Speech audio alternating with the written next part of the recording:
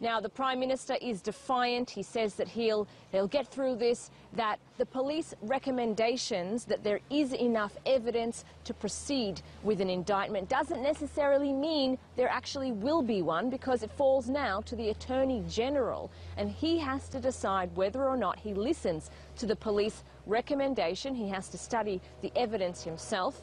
Or maybe the Attorney General will rule that no, he doesn't think there is enough evidence to charge the Prime Minister. So it's most certainly not the end. The Prime Minister says he's holding on to that. He's going to wait and see what happens with the Attorney General, and he's also, of course, maintaining his innocence.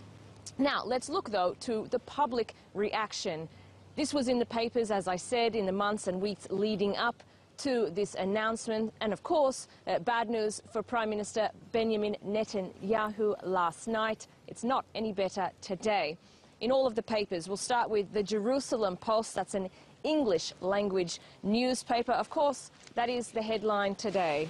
Police recommend bribery charges against Netanyahu in 2 cases. But very interestingly, they're also talking about the context of what's been happening here over the past few days. Now, the Israeli Knesset has been locked in budget negotiations. That's where members of the Knesset were when these allegations and when the police recommendations actually came out.